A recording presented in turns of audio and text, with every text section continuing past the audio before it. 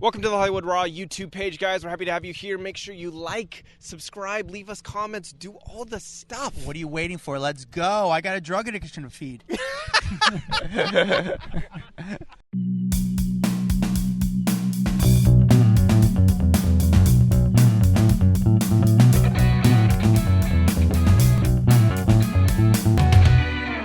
Welcome to the Hollywood Raw podcast. Happy New Year.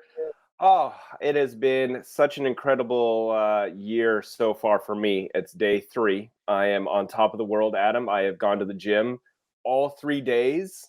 So my New Year's resolution is really paying off. What about yourself? Dude, it's terrible so far. Oh man, dude, my car. So I get back from Miami and I've been gone for a while now. And before at Miami, I was in LA. So I've been out. I haven't been here for a while. I get back to my car. I try to turn on my car. My car won't turn on. And find out that water got into my electrical. And now I need a whole new car. Like my car is worth nothing. And I need a brand new car now.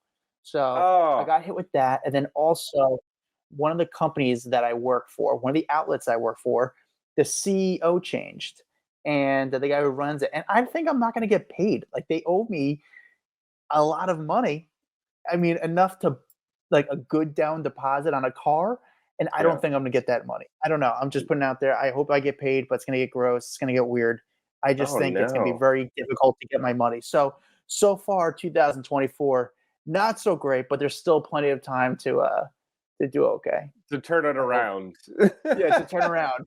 Only a few days you've got a couple days, 360 some days to figure that out.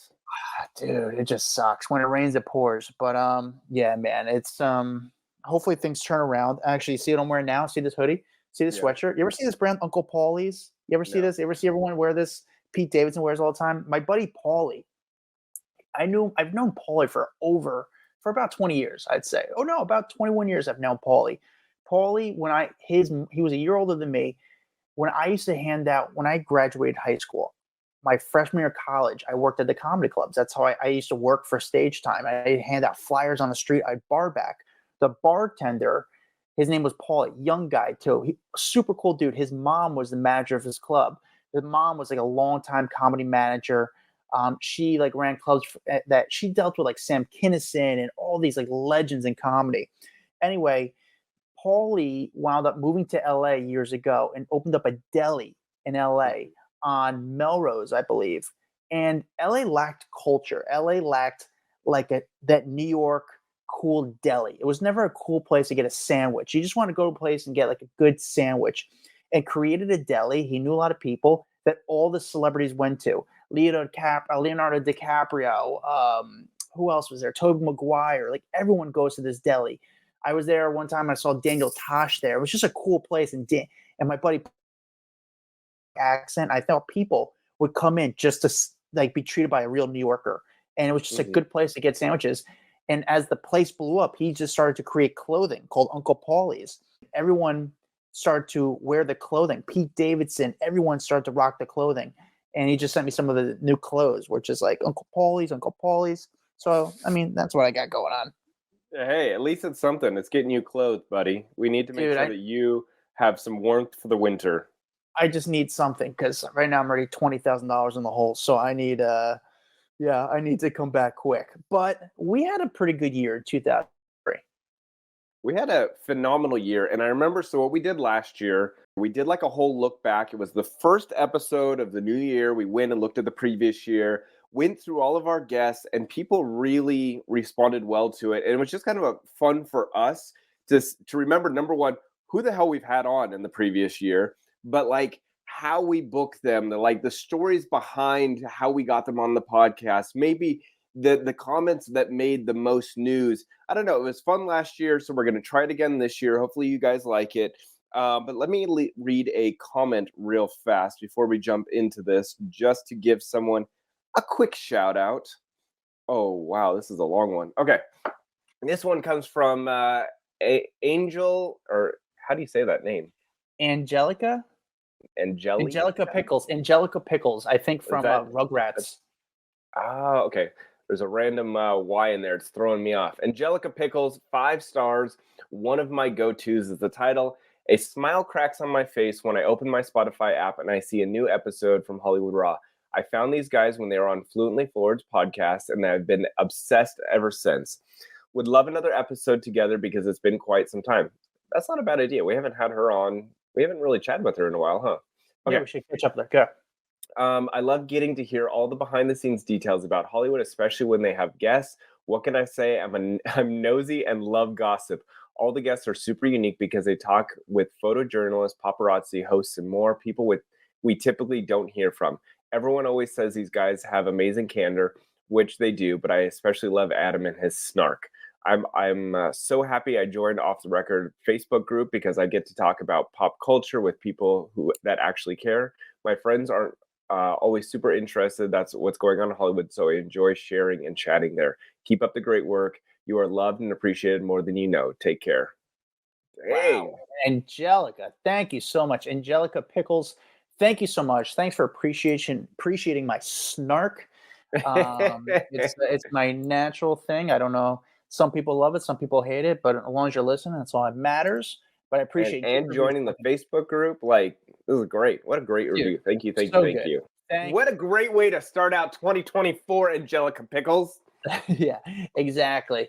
All right, Dax, we had some really great moments. We had some really great moments of 2023.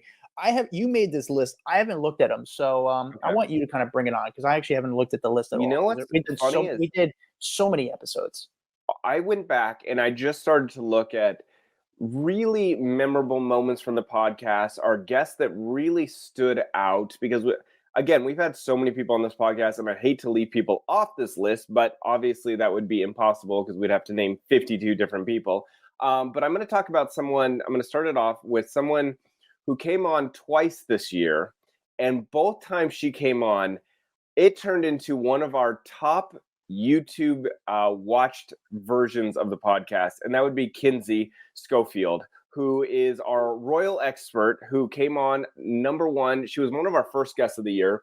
She came on to talk about Spare, and that would be Prince Harry's book. And holy shit, the amount of people that watched our podcast, talked about our podcast started making news around the world because she was on. Because number one, she not a huge fan of Harry and Meghan. I have always tried to look at the good side of them, and man, people ripped my ass apart on social media for defending them in any way. Let's listen to a quick clip because she was good. She was really good, and she sticks to her point of views, even if we don't always agree. And that's what I love about having Kinsey on. So for people that don't know, Prince Harry's got a book coming out. I mean, you got to be living under a rock to not know that Spare. Technically, we are taping this on Monday. It drops Tuesday. This episode comes out Wednesday. What are you expecting from this book? I think all of the biggest revelations are already out now. I think that we're going to get our fill of Harry information, but I do think that it's ultimately going to hurt his relationship with the family, but it's going to increase his celebrity in the United States. So is he doing this though to become a celebrity? Is he doing this to raise his name, develop his own as almost character, or is he doing this for financial reasons? I think he's doing it for financial reasons, and I think he wants to set the record straight. He feels like there's been a negative narrative here's my issue, guys. He talks in the book about this physical fight he has with Prince William, where William says to him, your wife is rude. Your wife doesn't get along with anybody, and she's abrasive. Harry doesn't agree with him. William pushes him into a dog bowl. He falls to the ground, hits a dog bowl. In the process, he breaks his necklace. These are details Harry gives us. But to me, me, I think if I hear that William is that passionate that they are physically fighting about the topic, which of course nobody's going to defend physical violence, but if you're that passionate, don't you believe what you're saying? Don't you believe that maybe Meghan was a bully to your staff? I mean, and I'm not saying she was or she wasn't. I'm just saying I think that William believed what he was saying, believed the argument. And instead of putting that out there, why don't you just try to diffuse this idea that Meghan is a bully? They said that they replied to Meghan's bully investigation with a 25-page document refuting the charges. Show us. I mean, that ends the conversation right there.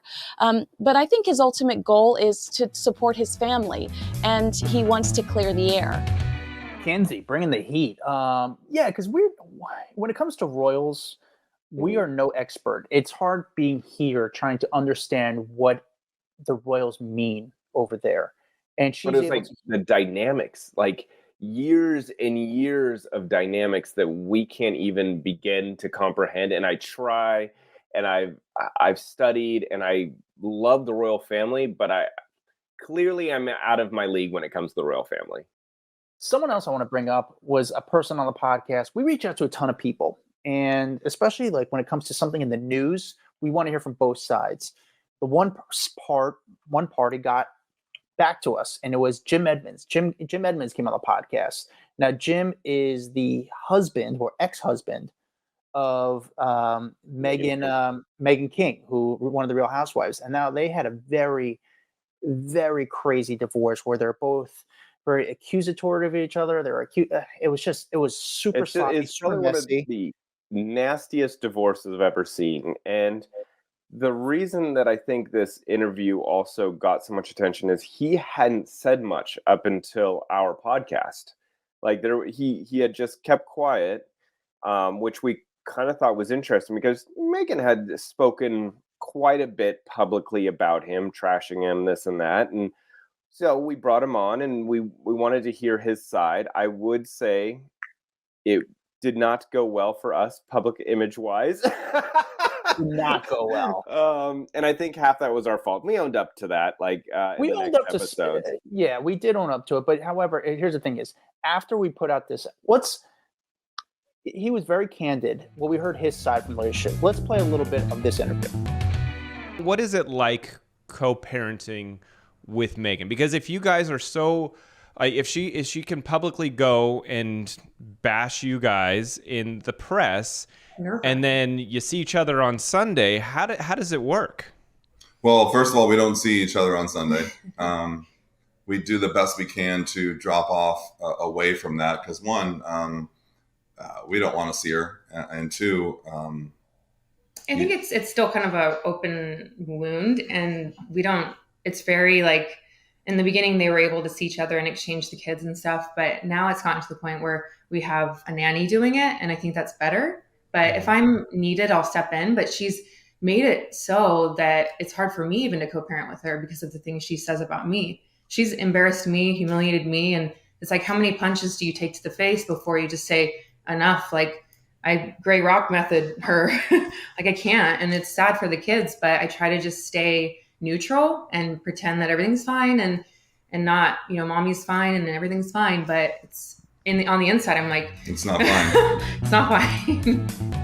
Now, after we put out this interview, after this interview came out, Meghan King eventually heard about this interview.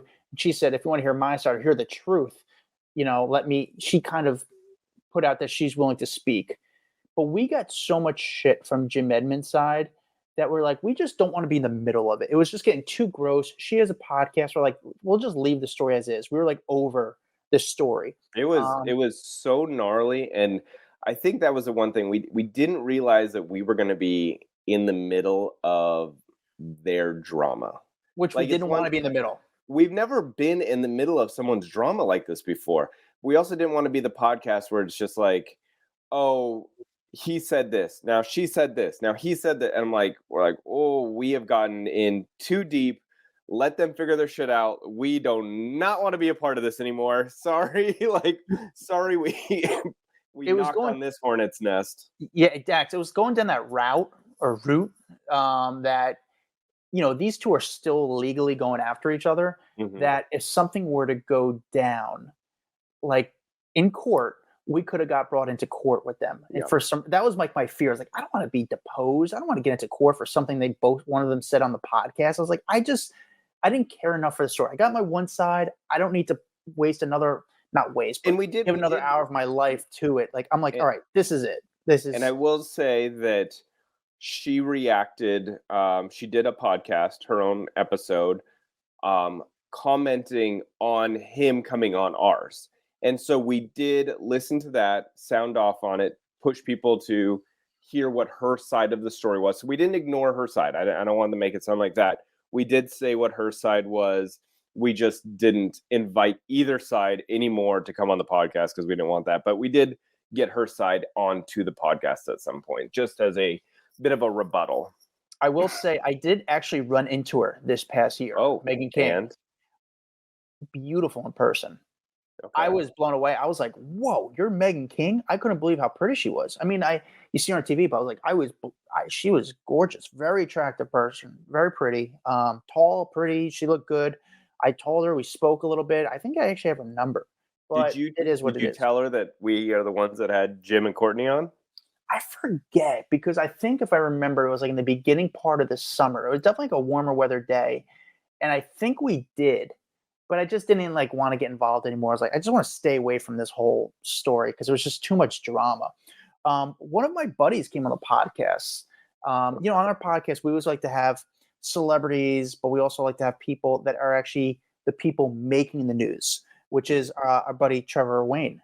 Trevor Wayne is a former, he still dabbles a little bit, but we worked together. He was a colleague of mine at TMZ. He'd run around California at TMZ, and Trevor was just a cool dude, just a fun, cool dude. And like me, we have this job where we have insane experiences, and Trevor had multiple insane experiences. In fact, that's why we had him on for 2 episodes. We had to do a part 2 with Trevor because there was just so much lead up to him, and he's such a character.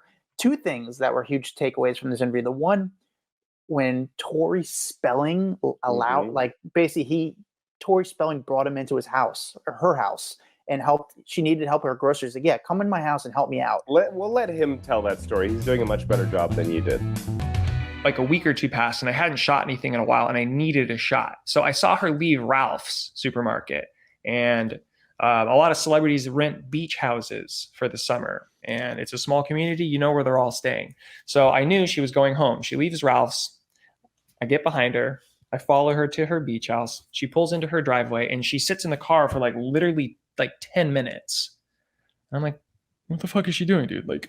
I get out of my car and I just kind of wave from a distance, and she immediately opens the door. She goes, oh, it's you. She goes, I thought you were somebody else. I didn't want to get out and get shot. I go, Tori, look, honey, it's been slow out here. I need a shot. Okay. And can you help me out? She goes, yeah, I can help you out if you help me out. I'm like, sure. What do you need? She goes, I got a lot of groceries in the car. Can you help me bring them inside? I go, are you serious? And she goes, yeah, put your camera down and help me bring these groceries in. I'm like, okay. So I go over to her white Range Rover and I scoop up as many groceries from the back as I can. And I follow her into her beach house. And I get inside, place is a fucking mess. I mean, she's got 2 toddlers. She's got her husband, Dean, and there's just shit everywhere, just like you would expect, a mom on summer vacation. I didn't think twice about anything. Nothing in my head was what can I use? It was just, okay, Tori, do you want me to put the fucking milk in the fridge too? Do you need help opening this jar of pickles? And we kind of just lingered in there for a couple minutes. And then she was like, okay, do you want to get this shot? I'm like, yeah. Let me let you get back to your day. And so she goes, what do you want to shoot? I'm like, fuck, I don't know. That day I was a little hungover, to be honest. And I go, Tori, I'm a little hungover today. You got any hangover remedies? She goes, I got it. I'm like, all right, sweet. I'm like, let's go outside really quick. So we go outside and I film this shot, and I'm thinking in my head, I'm literally directing Tori Spelling right now, because I told her, this is how I'm going to shoot it. This is what I'm going to say. This is what I need you to say. And we're going to walk this way. Are you ready? She goes, yeah. I'm like, okay, fucking action then. So whip the camera up. I go, hey, Tori, I was out with my boys last night. I drank a little bit too much. I'm having a rough one today. do you have any hangover remedies? She goes, I do. The best hangover remedy is sex. And I'm like, what the fuck are you doing? And she's like, when I'm hungover, I tell my husband, I just need to have some good sex. And I'm like, okay. And then I stop recording. She goes, how was that? I'm like, fucking great, Tori. It was amazing. I turn it into the office. The office runs it on the show. And that was essentially my experience with Tori Spelling. Trevor also was like the first like colleague of mine. Well, so like Trevor also dated Aubrey O'Day. He was a paparazzi dating with Aubrey O'Day, which is just an insane thing. Made a ton of news at the time. Like he was all over the place because people loved the fact that Aubrey O'Day was dating a camera guy. Like loved it. And so I mean, he became kind of somewhat famous himself, and he also became like he stood out in the TMZ newsroom because everyone's like, oh my God, there's the guy, there's one of our camera guys dating Aubrey O'Day. Like, so it was a big deal.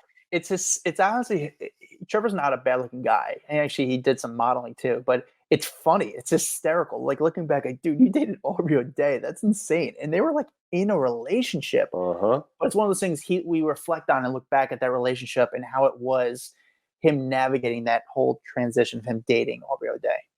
Another guest we had on the podcast this year was from one of my favorite shows on television. At least I would say one of my favorite shows on television, but it's my favorite Bravo show from Summer House. Bravo is my favorite Bravo franchise. We had Sam. Sam from the show. She's one of the newer cast members, but the one day she comes on the show, it was like a busy day for me, so I had to record this podcast on the streets. So I had to run out and do like Oprah, and I got an interview with Oprah in the middle. Like I did this podcast. You from my literally stopped down. You said, "Oh my god, I got to go," and then came back. You're like, "I just had a chat with Oprah." I had to leave you with her, and you don't even really know much about the show. But I was doing the podcast from my car, and I was like, listen, I would love to talk to you more, but it was just a weird situation. But it's cool to like talk to Sam from my favorite show, Summer House. In fact, like we've gotten a lot of people from that show. We've gotten Kyle, we've gotten Hannah, we've gotten Carl. We did have Sam. I would love to have Paige. I'd love to have Lindsay. And I love to have Amanda. I'd love to have like those ones right now. So maybe actually that season's going to be coming out pretty soon. I'm going to reach out to Bravo to see if we get one of those guys on the show to talk about the new season. Can I give you a little funny insider information? Yes. So like a week and a half ago when we did the rundown and we had that chat with Malia, I had that little sound off with Malia. She called from the boat, wherever the hell she was, to talk about the Winter House reunion, right? And she wanted to go over because Samantha ripped her apart on the reunion or on Watch What Happens Live. And so she's talking about Sam and this, and I watched the clips, and I'm catching up on the whole story because I'm just not a Winter House person. So watched the whole thing, got done with it, and one of the guys at my office is like, "Oh yeah, you had Sam on." I was like, "No, we've never had Sam on." He goes, No, for sure, you had Sam on the podcast." I had to go Google it. I had no recollection of us having Sam on the podcast. Summer House is, I understand why you would have no idea about that show. Summer House is one of those shows because I'm in the East Coast, I'm in this area. I have a little bit more stronger of a relationship to the show because I don't know. It's like everyone in this area goes to, not everyone, people have money, go to the Hamptons. And I wanted to just kind of, I don't know. It's a more fun show. So I totally understand you not have any interest in that show. No, I'm embarrassed that like looking at her, I'm like, I've never seen her in my life. And I had a full 50-minute conversation with this woman, and like it literally just went out of my brain because I'm not invested in that show, and I know how much you love that show, and I felt like so dumb that I didn't remember her at all. Yeah. Another celebrity we had on the show this year is someone who I wouldn't say he's a celebrity, but he definitely was I would say he's probably one of the most hated people by celebrities. Oh. And I would say that because this guy was he was vicious when it came to entertainment news. but he was a big part of the success of not TRL. He was a big success of TMZ because he had access to content that no one else had. What the hell are you talking about? Kevin Blatt. Oh, yes. Kevin So Blatt was a big. Dax, explain who Kevin Blatt is and why this interview was just kind of wild. In fact, it was so wild we had to bleep some stuff to make sure people didn't come after us. Kevin Blatt, I have known for so many years. I knew him because he was always like the sex tape dealer when I was at TMZ. He was the guy that just seemed to always be in the right place at the right time, or things would fall in his lap, and it always turned into a really big story with like the Paris Hilton sex tape or the Kim Kardashian sex tape or like anything. It just seemed like everything went to him. So we had him on the podcast, but the thing that I was probably most talked about from our podcast that people were most interested about was not so much Paris's stuff, but he mentioned someone on the podcast getting it on with another dude, and that there was a videotape of it, and it was in his possession at one time. And the second he dropped that name, both you and I looked at each other and were like, nope, like that will not make air. Yeah. And we had to go back and we had to bleep the name because in my mind, I'm thinking, again, going back to, we don't want drama, and we don't want drama inside of courthouses. And all I saw was that name being dropped and us getting sued for being a part of that name drop or outing that person, or even if they're not outing and they were just having a fun time, I don't know. I didn't want to be a part of it. So we had to bleep that name. And I swear to this day, I still get people asking me, well, whose name did you bleep? Whose name did you bleep? I'm like, I can't tell you.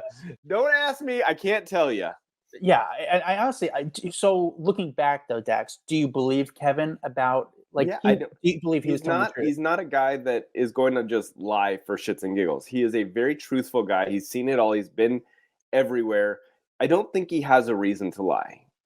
Yeah, I agree. He's got a proven track record, and some of the stuff. Do we want to play that one little part? Yeah. What would you say though is the craziest one? Not even to tell us the names. Yeah, like what's the crazy piece of content that came across your desk? Or just like people would be shocked. Having oral sex with a man.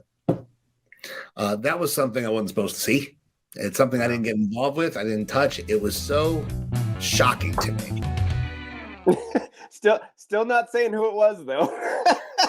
No, not at all. I love that interview. It's one of those interviews where I love when people get into like the dirt and tell me like the truth of what's going on. Yeah. And he goes full out into it, and great fun conversation. Unique guy. He's definitely a character, but he's really cool. We've also had some really fun people. No. Can I throw one out? I haven't thrown one out for a while. I want to talk about someone who, again, I worked with at TMZ for so long. He didn't work at TMZ himself, but because my job at TMZ was working with photo agencies and licensing paparazzi photos and videos and all that kind of stuff. This was a company that I would use almost on a daily basis, and that was Splash News. And I think a lot of you guys have heard of Splash News over the years. One of the biggest paparazzi agencies on the planet, at least it was for a very long time. It's, same as like a Backgrid or whatever. But we had Gary Morgan on, and Gary Morgan was the man in charge, the CEO of Splash News for so many years. And I had met him in different occasions. I didn't work directly with him per se because he had salespeople that I would work with. But of course, we knew each other for a long time. And every once in a while, we'd get on the phone when it was a big sale or whatever. But he came on, and this was probably one of my favorite interviews that we have ever had, because what's amazing about Gary is he doesn't give a fuck. And he has worked with some of the biggest stars on the planet, setting up paparazzi photo shoots. Like, he essentially acknowledged the fact that Kim Kardashian used to call him all the time, set up photo shoots, be proactive on, pushing the narrative in a way that she would find helpful for her career. And it was just such an informative, interesting conversation. If you guys have not heard the Gary Morgan interview, highly, highly, highly recommend it. I can tell you when we actually released that. Hold on, I'm getting to it. Do you have any clue, by the way? Oh, here we go. I don't. April 12th, 2023. It says former paparazzi agency CEO Gary Morgan tell-all. Go listen to that episode if you love these like inner details of celeb life, because he really just knocked it out of the park with that interview. Yeah, he's great, and we got a lot of good feedback about that interview because it was just that interview was exactly what we tried to do in every episode of this podcast, which is like humanize Hollywood. And he explained the business. It wasn't just the outing of people, because it's like I wouldn't say it's outing. It's like, no, this is the shit that goes on. This is the business. It's show business. And like when we say we pull back the curtain of Hollywood, like he did that 100%. He 100% did. We had 2 guests this year, Dax, that were, one of them was a person where we had a booker at one point, and the booker, we said, the booker had a relationship with this person, and the guy said it was Wells Adams, and Wells Adams said, I will never, I don't want. You want to explain who that is for people that may not recognize the name? So Wells Adams was on The Bachelor. He's a radio host. Became The Bachelor. He was on The Bachelor. Now he's the bartender in Bachelor in Paradise. He's now married to Sarah Hyland, and I guess when he was pitched by, our booker was friends with Wells, and said, hey, these guys would love to have you on the podcast. And the booker told us that his response was, if I want to talk to a paparazzi, I would just step outside. And I was like, oh, what a dick. Like, that's fucked up. Like, dude, like, relax. There's not paparazzi waiting outside their door every day. Like, no one cares about your shot that much. But eventually someone else kind of got in touch with us and said, hey, would you be interested in having Wells on? And we were like, yeah, like we would love to have Wells on the podcast. And he actually came on, and he was great. We had a really good conversation. Phenomenal. And yeah, he was great. He was very honest. He actually followed me on Instagram after we spoke briefly about some stuff on social media. Like, he was actually like a cool guy who, if I ran into, like, after talking to Wells, I understand the appeal of Wells. And I understand why he's good at a radio host. Like, he's a good communicator. He's a good speaker. Just charismatic. He's chill, charismatic. Yeah. I get why. I mean, I understand why Sarah Hyland likes him, but I understand why he's on TV. Like, he's cool. I think what I liked about it was we went into that having a little bit of a sour taste in our mouth because of the previous interaction. And then it was like he knocked it out of the park and was a fantastic interview. But then we both walked away like, this guy is awesome. Like, I would actually want to hang out with this guy outside of this. He is so fun, so cool. So I think that's why I liked just the perception versus the reality on that one. Dax. Okay, I'm gonna throw one out. Yeah. Okay. I'm not gonna say it was our most popular episode by any means, but it was someone that we were excited to get, and sometimes that means a lot to me, is when there's someone who has had such an impact on your career and you've looked up to them for a very long time, or you've wanted to interview them for a long time, and then it finally happened, and that'd be Lizzie Grubman.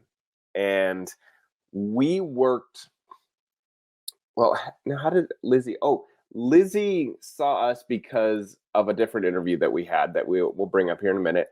But Lizzie reached out and was like, hey, great interview. And I was like, Lizzie, I would love to have you on the podcast, because she has been one of the biggest publicists on the planet in Hollywood, represented almost everyone there is out there, the biggest names in Hollywood. And, the interview was a little rough, but I still enjoyed it. And I think our fans thought it was a little rough. It was rough at part. It was a little rough. I don't think she's the one booking the interviews. She's never one being interviewed. So I think it was a little bit caught off guard for her. It was something new for her. But I really enjoyed it. I think I enjoyed it more than other people. And I think it was just because, again, I've talked about her for so many years. And that name is so infamous in Hollywood that having her on, to me, was like, it was just cool. Yeah. No, I agree. But so sorry, guys, if you didn't like it. I liked it. I agree. So there was one guest this year, Dax. When we started this podcast, we're like, we kind of like made like an imaginary list of who we would love to have on. And the people were very random. But some of them, we weren't looking for Shawn Mendes. We weren't looking for Camila Cabello. We weren't looking for Tom Cruise. We wanted people that had unique times in Hollywood. Or unique stories. We want different perspectives. Yeah. And one name that was on that list, and actually, let's go through that list. Do you have some people that, like, can we say, like, some of those names that was on that list? We've gotten a lot of them. Tori Spelling is still on that list. Yeah. Tori Spelling. She's the one person we can't seem to get, but I really want her. We had Brooke Hogan on, who is an interesting person who we wanted on the podcast. And she did come on, and she was incredible. It's a really good interview if you love entertainment stuff. But another person, and we reached out so many times to different people, because if you go on their pages, these people say they represent this person, and then they say they do, but then they can't get in touch with them. It's all bullshit. It's all smoke and mirrors, because they just wound up being a friend around the actual person representing them. Mm-hmm. But somehow we got to Tara Reid, and we wanted Tara Reid on the podcast for years. So great. For years, we wanted Tara Reid. Why? Because she's just been around it all. She's dated celebrities. She's dealt with the highs and the lows of the business. We wanted to hear it just from her perspective. It was no judgmental. We were like, how is it from your end? Because we've covered you. We've covered you during good times. We've covered you during bad times. But we wanted to hear what it's like on your side. And Tara Reid came on, and I say, number one, she was on time. She was ready to go. And to me, that means a lot, especially with a person with a big name. They can easily not show up. They can come up with excuses. She had a good internet connection. It worked out, and she is so lovely. And I hadn't met her previously when she came in to host TMZ one time, and had such a fun interaction with her that I was really excited to just have that moment again. And she had so many good stories to tell, but also to kind of clear the air on how shitty she's been treated by the media over the years, how she just felt like she got kind of screwed over by the press, and that press screwing her over also kind of hurt her career. They labeled her as a party girl. They labeled her as someone who just was out there to have a good time and wasn't worried about her career. And she's like, that couldn't have been further from the truth. She goes, I have always been someone that has shown up on time, been professional, knew my lines, and somehow that never got credited. The only thing people talked about was when they would see me out partying in a club. She goes, which has literally no bearing on my career, but because I was labeled a partier, people started to be concerned about working with me. And she goes, I got screwed. Yeah, she did. Let's play a little bit of that interview. I think the media got it wrong with me. Like, you've never heard one story. You worked for TMZ. Never once. I was never late to set. Ever. Mm-hmm. I always knew my lines. I never messed up. I never got a DUI. I never got arrested. But I loved to pop a bottle of champagne and dance on a table. You know what I mean? So I got that party girl image, and I was also one of the international girls that you'd see me in Saint-Tropez, Ibiza, Sardinia. You know, I was a traveler. So when I wasn't working, I partied.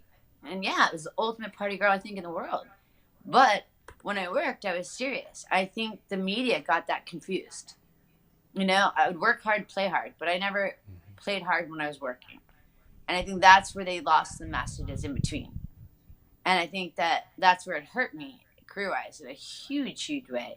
And then I look at, like, a lot of my peers, you know, back then, they weren't actors. They really didn't have much they were doing, but they were allowed to party, whatever, and they were getting these massive careers. And I was like, what am I doing wrong? Like, this is wrong. But, you know, years have gone by now, and it's fine. Like, you know, in the beginning, I didn't really get it. You know, I didn't understand, like, the double standard. Because you're young, you're new, the whole career's new, Hollywood's new. All of a sudden the cameras were new, TMZ was new, paparazzi were new. it all happened so fast. And I don't think we were ready for it. I wasn't ready for it. I wasn't ready for it, how much it would hurt me career-wise. If I knew then what I knew now, I wouldn't have gone out as much. You know, or I would, but I would have stayed home. But we didn't know that we had to do that then. And it's kind of like, it's like all of a sudden you guys all came out at once. It was crazy. And then I became a focus because it was so easy to focus on me. Like, why not? She is crazy tonight. She danced at tables tonight. Like, she's doing that. Like, it was so easy. You had me and all the girls that everyone was doing it. I think they got to skip the line. And I just, to this day, I still think I get a lot of the punishment from it. But I think we're finally getting over that border, which is finally, you know, it's only taken me like 30 years. But yeah, I mean, I get it and I understand it now. And I'm not mad. Like, I forgive the whole situation on everything. And like in my life right now, I'm happy I'm alive. You know, I'm happy, healthy, and everyone around me is. And I just, you know, want to live each day, every day, like it's our last day. Because in these times, we really don't know what's going on. It's absolutely madness, you know? So I just want to, I mean, that's even why I did this interview with you, because I know you've wanted to do it for a while. And I said, you know what? Let's do it now. It's time. God, I love her. I was so excited. Like, you should have seen us behind the scenes the second that we got the official Tara's going to come on. We look like two little schoolgirls running around, like, so excited to get this interview. Dude, we were so excited. The funniest part of that interview, though, when we reached like the 30 or 40-minute break or point in the interview, she's like, all right, guys, good to see you. Bye-bye. Like, we're like, whoa. You can't just, like, you don't stop the interview like that. We got to like casually like go off. You can't just stop the interview. Well, we were like, if you remember, like, okay. she had like dinner plans with her friends. Yeah. She was in the hotel getting ready to go out. She thought it'd be like a half-hour interview. We normally do an hour. And so she was like, all right, guys, bye. And we're like, no, hold on. We just need to like have a couple more questions for you. We ended up keeping her again, like I think another 15, 20 minutes until her friends were literally walking in the door of her hotel room and she really had to go. But she was awesome. And I think she had a great time. I've seen numerous kind comments from her on social media after that interview. So I look back with that one very fondly. Yeah. And guys, I mean, that's just a few of some of our great parts of this past year, 2023, of the interviews we have. If there's other ones you guys recommend that you're thinking about, we had some great authors. Ian Halperin was amazing, talking about the Oscars, which was such a fun interview. I love Jamie Kennedy, which one of our other guests, Justin Foley, and I interviewed, where Jamie Kennedy said how much he makes on his residuals. Just really cool. So many good moments. Chris Kirkpatrick coming on right after the entire world melted down because of the NSYNC reunion at the VMAs. He came on to talk about details of that. That was a great interview. Heather McDonald, all the BravoCon stuff that Melissa Rivers and I did, where we blanketed BravoCon and had the whole description of it. Great interview, or not even interview, just great episodes. Yeah, awesome. We had we just had a really good 2023. We hope to move it forward and keep it going in 2024. And again, thank you guys for making it a great year. If you can, we do have some good guests. We do have some good guests already lined up for January. So I hope that you guys stick around, check them out, because I think you'd be excited about some of the people we got coming on. I don't. Again, we always get nervous about actually naming them because it's happened so many times where you name them and then they have to reschedule for 2 months later and you feel like an idiot that you just said their name out loud. So we will hold on names, but I promise we got a good 2024 lined up for you. Yes. If you can, join our private Facebook group, Off the Record. Follow us on Instagram, TikTok, run it all. Thank you guys again for always just the support. It's amazing. It's incredible. Leave the reviews. The reviews are very beneficial for us. It helps us out in the algorithm. And we'll see you guys next time. What's up, guys? If you like that video, there's plenty more that came from. Make sure you like, subscribe, hit the bell so we can just feed you all the goodness daily. Hurry up. Come on, let's go.